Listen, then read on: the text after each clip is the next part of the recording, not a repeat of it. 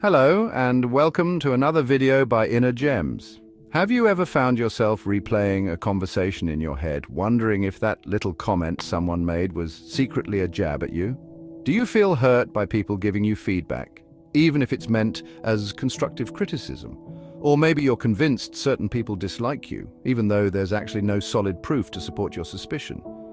If this sounds familiar, you might be wondering, am I just being a little oversensitive? If so, then let's delve a little deeper.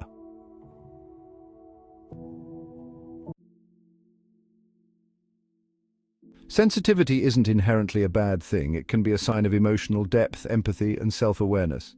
But sometimes our emotional reactions can feel out of proportion, leaving us confused and frustrated. This often happens because of emotional triggers, experiences or situations that remind us of past hurts. For example, criticism might sting more if, as a child, you were often criticized and felt inadequate. Biology also plays a role. Highly sensitive people may have a nervous system that's more reactive to stimuli, making them feel emotions more intensely. If you find yourself reacting strongly, it doesn't mean there's something wrong with you. It's just your brain and emotions working overtime to protect you.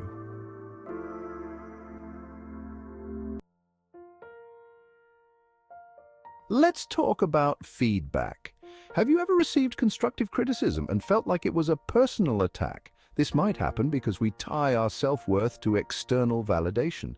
When someone points out an area for improvement, it can feel like they're questioning our value as a person. But here's the truth. Feedback is just information. It's not a verdict on your character. A helpful mindset shift is to separate you from your actions. Criticism isn't about who you are, it's about what you did in a specific moment. Learning to detach can make feedback feel less personal and more actionable.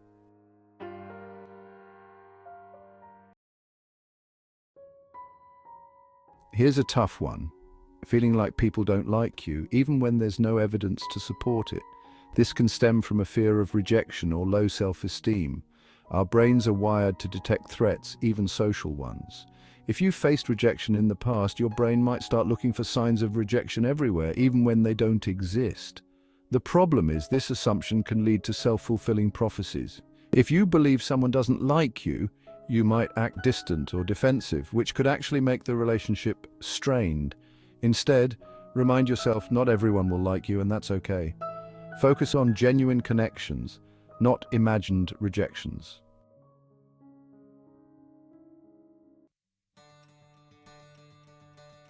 Rejection can be terrifying. It's one of our deepest fears as humans, but the fear of rejection can hold you back from living a full life.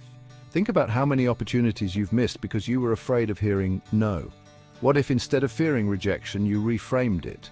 Rejection isn't failure, it's redirection. It's a chance to learn, grow, and find the right path for you. The next time you hesitate, ask yourself, what's the worst that could happen? Often, the reality isn't as scary as our imagination makes it out to be.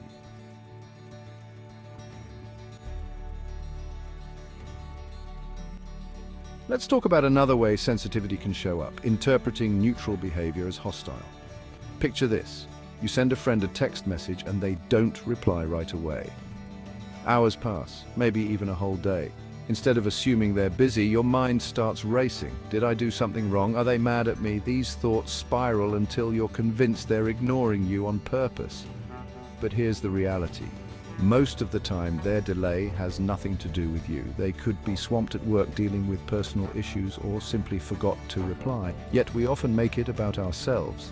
This sensitivity to neutral behavior can stem from insecurities, a fear of rejection, or past experiences where being ignored really was a sign of trouble. It's important to pause and check the facts. Instead of assuming the worst, remind yourself that people have lives outside of their interactions with you. If it really bothers you, reach out with a gentle follow-up. Communication can clear up so many misunderstandings and stop those anxious thoughts in their tracks.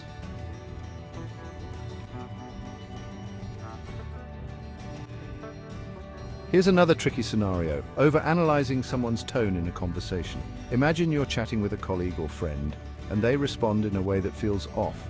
Maybe their tone is a little flat, or they seem less enthusiastic than usual. Your mind goes into overdrive. Are they annoyed with me? Did I say something wrong? Suddenly, a casual moment feels like a confrontation, but here's the thing, tone doesn't always tell the whole story. People's moods are influenced by countless factors: stress, fatigue, or even hunger. Their tone might reflect something happening in their life, not their feelings toward you. When we overanalyze, we create tension where there might not be any. This not only affects us emotionally, but can also strain relationships if we respond defensively. The next time you notice yourself picking apart someone's tone, take a step back. Ask yourself what else could explain their behavior. Most of the time, it has nothing to do with you. And if you're unsure, you can always clarify. A simple, "Is everything okay?" can go a long way in clearing the air.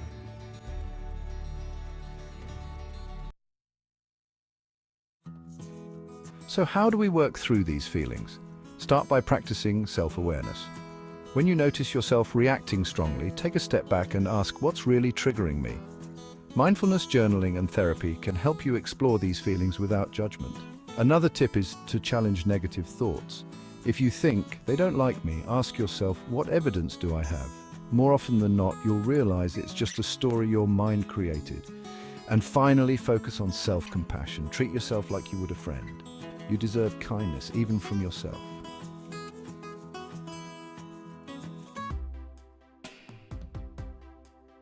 At the end of the day, being sensitive isn't a flaw, it's part of what makes you, you.